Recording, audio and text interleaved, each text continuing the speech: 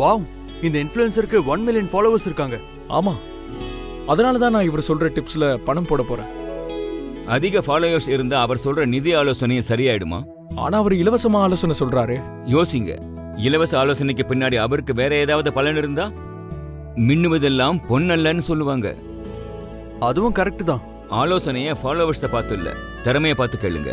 அதோட SEBI registered investment advisor கிட்ட மட்டும் கேளுங்க. வாழ்க வளமுடன். நண்பர்கள் அனைவருக்கும் வணக்கம். நான் உங்கள் நண்பன் அர்ஜுன். நான் செபியில பதிவு பெற்ற பங்கு முதலீட்டு ஆலோசகர், செபி ரிஜிஸ்டர்ட் இன்வெஸ்ட்மெண்ட் அட்வைசர். என்னுடைய யூடியூப் நேம் அர்ஜுன் பங்கு மார்க்கெட். இப்போ இந்த வீடியோவில் நம்ம பார்க்க போகிறது கொஷின் அண்ட் ஆன்சர். என்னுடைய யூடியூப் வீடியோவில் நிறைய பேர் நிறைய கொஷின் கேட்டுக்கிறீங்க. அதுக்கு நான் ஆன்சர் கொடுக்குறேன். நான் கொடுக்குற ஆன்சரில் ஏதாவது மிஸ்டேக்ஸ் இருந்துச்சு அப்படின்னா கமெண்ட் பாக்ஸில் போடுங்க, நான் ரெக்டிஃபை பண்ணிக்கிறேன். ஓகேங்களா? ஓகே, இப்போ கொஷனுக்கு போயிடலாம். தில்லி பாபு அப்படிங்கிற ஒரு ஐடி இருக்குது. Sir, Tamil Nadu government stock mutual ஃபண்டில் இன்வெஸ்ட்மெண்ட் பண்ணலாமா அப்படின்னு கேட்டுக்கிறாங்க. கண்டிப்பாக பண்ணலாங்க. மியூச்சுவல் ஃபண்டு, அதாவது நீங்கள் டே ட்ரேடிங் தான் பண்ணக்கூடாது.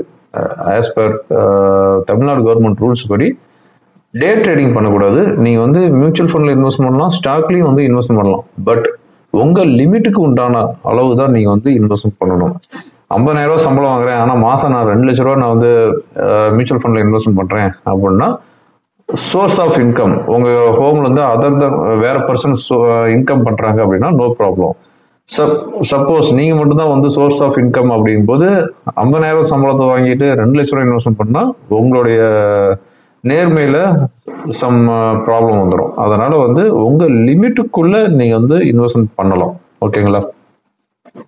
ஓகே, அதுக்கு அடுத்தது ஹீரா முருகன் அப்படிங்கிற ஒரு ஐடி இருக்குது. How is future new LIC mutual fund அப்படின்னு கேட்டுக்கிறாரு. அதாவது எல்ஐசி மியூச்சுவல் ஃபண்ட் ஏதாவது நியூவாக வரதை பற்றி கேட்டுக்கிறாரு. பட் எனக்கு அந்த அளவுக்கு ஐடியா இல்லை. இப்போ ரீசெண்டாக ஒரு நல்ல பெர்ஃபார்மன்ஸ் பண்ணிட்டு இருக்கிற மியூச்சுவல் ஃபண்ட் அப்படின்னா குவாண்ட் மியூச்சுவல் ஃபண்டு நல்லா பெர்ஃபார்மன்ஸ் பண்ணிட்டு இருக்கிறாங்க. அதுக்கு அடுத்ததாக எஸ்பிஐ மேக்னம், அதுக்கு அடுத்ததாக நிப்பான். இவங்க எல்லாமே நல்ல பெர்ஃபார்மன்ஸ் பண்ணிட்டு இருக்கிறாங்க. பட் இந்த ரீசெண்ட் டேஸில் குவாண்ட் ஒரு ஃபென்டாஸ்டிக் ரிட்டர்ன் கொடுத்துட்டு இருக்கிறாங்க மியூச்சுவல் ஃபண்டில். ஓகேங்களா? ஓகே, அதுக்கு அடுத்ததா இளவரசன் அப்படிங்கிற ஒரு ஐடியிலிருந்து வந்திருக்குது. சார், உங்களுடைய கருத்துக்கள் மிக அருமை, நல்ல மனிதர் ஐயா. நானும் எனது கணவரும் ஆப்ஷனில் மிக அதிக அளவில் நஷ்டம் பண்ணிட்டோம். ஆனால் இன்னும் மனம் தளராமல் உங்கள் வீடியோ பார்த்துட்டு இருக்கிறோம். எப்படியும் முயற்சி செய்து லாஸ் ரெக்கவர் பண்ணிடலாம் என்று நினைக்கிறோம். உதவி பண்ணுங்க சார் அப்படின்னு சொல்லிக்கிறாங்க. அதாவது எல்லா வீட்லேயுமே பார்த்தீங்க அப்படின்னா ஹஸ்பண்டு தான் ட்ரேட் பண்ணுவாங்க ஒய்ஃபுக்கு தெரியாமல்.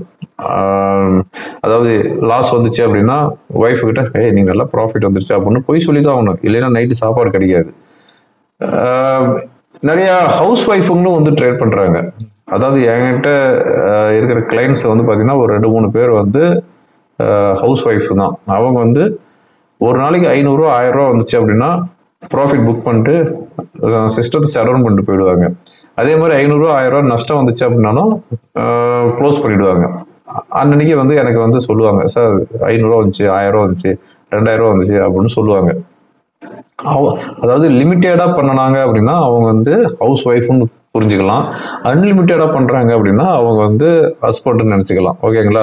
பட் இங்க ஹஸ்பண்ட் அண்ட் ஒய்ஃப் 2 பேருமே சேர்ந்து ட்ரேட் பண்றாங்க. பட் அவங்க ஒய்ஃப் அவங்க ஹஸ்பண்ட் ரொம்ப கண்ட்ரோல் பண்ணிருப்பாங்கன்னு நினைக்கிறேன்.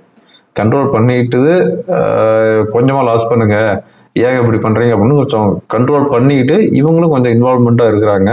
ஓகே, எனிவே நல்ல விஷயம்தான். பட் நீங்க கொஞ்சம் டெக்னிக்கல் கத்துக்காங்க. டெக்னிக்கல் கத்துக்கிட்டு கொஞ்சம் ஸ்ட்ராட்டஜி கற்றுக்கிட்டு மார்க்கெட்டோடைய மூவ்மெண்ட்டு, குளோபல் மார்க்கெட் இது எல்லாமே தெரிஞ்சுக்கிட்டு எமோஷனலை கண்ட்ரோல் பண்ணிட்டு நீங்கள் ட்ரேட் பண்ணீங்க அப்படின்னா கண்டிப்பாக ட்ரேடிங்கில் ஜெயிக்கலாம். ட்ரேடிங்கில் ஜெயிக்க முடியாது அப்படிங்கிறதெல்லாம் கிடையவே கிடையாது.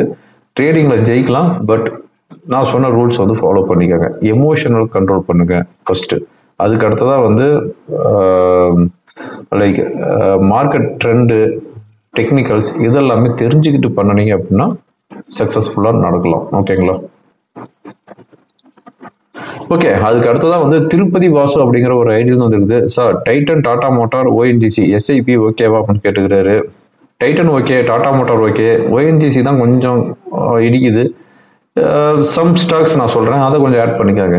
ஜியோ ஃபைனான்ஸ் ஆட் பண்ணிக்காங்க. தமிழ்நாடு மெர்கடைல் பேங்க் அதை ஆட் பண்ணிக்காங்க. அதுக்கு அடுத்ததாக பேங்க் சைடு பார்க்கும்போது ஐசிசி பேங்க் வந்து ஆட் பண்ணிக்காங்க. ஓகேங்களா? ஸோ இதை ஆட் பண்ணிட்டு நீங்கள் வந்து லாங் டேர்முக்கு வந்து எஸ்ஐபியில் இன்வெஸ்ட்மெண்ட் பண்ணிட்டு வரலாம், ஒரு பெட்டராக இருக்கும். ஓகேங்களா?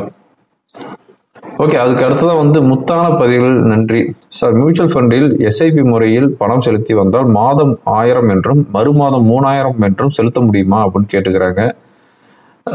அதாவது எஸ்ஐபி வந்து இன்வெஸ்ட்மெண்ட் பண்ணுறது ஒரு பிளான் இருக்குது. அந்த பிளான் என்ன அப்படின்னா நிறைய பேருக்கு அது தெரியறது இல்லை. லிஃப்ட் பிளான் ஒன்று இருக்குது, அதாவது சிஸ்டமேட்டிக் விட்ராயல் பிளான் ஒன்று இருக்குது, அதே மாதிரி சிஸ்டமேட்டிக் லிஃப்ட் பிளான் ஒன்று இருக்குது.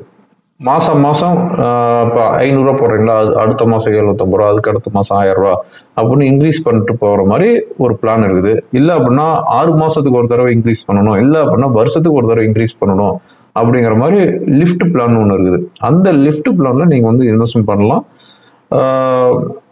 அது வந்து நீங்கள் எதில் வந்து இன்வெஸ்ட் பண்ணுறீங்களோ அந்த ஆப்லேயே வந்து அதுக்கு உண்டான ஆப்ஷன்லாம் கொடுத்துருப்பாங்க. இல்லை அப்படின்னா நீங்கள் எந்த புரோக்கர் மூலமாக நீங்கள் வந்து இன்வெஸ்ட் பண்ணுறீங்களோ அவங்ககிட்ட கேளுங்க, அவங்க சொல்லுவாங்க. ஓகே, அதுக்கு அடுத்தது வந்து ஜீவராஜ் அப்படிங்கிற ஒரு ஐடியா வந்து இருக்குது. 20 வருடம் எஸ்ஐபி முறையில் முதலீடு செய்ய நம்பிக்கையான பங்குகள் பற்றி ஒரு வீடியோ போடுங்கள்.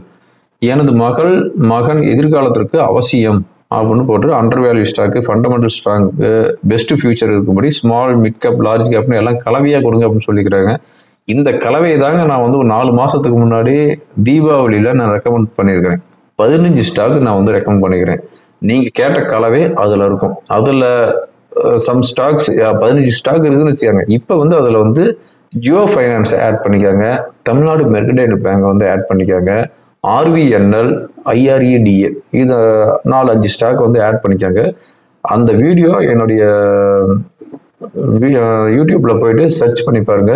தீபாவளி ரெக்கமெண்டேஷன்ல 15 ஸ்டாக் கொடுத்துருப்பேன். அதோட இந்த 5 ஸ்டாக்கையும் வந்து ஆட் பண்ணிக்காங்க. ஓகேங்களா? இதை விட ஒரு பெஸ்ட் கலவையாக கொடுக்க முடியாது. ஓகே ஃப்ரெண்ட்ஸ், இந்த வீடியோ உங்களுக்கு ரொம்ப யூஸ்ஃபுல்லாக இருக்கும்னு நினைக்கிறேன். யூஸ்ஃபுல்லாக இருந்துச்சு அப்படின்னா உங்கள் ஃப்ரெண்டுகளுக்கு ஃபார்வர்ட் பண்ணுங்க. தேங்க்யூ ஃபார் வாட்சிங். வாழ்க வளமுடன்.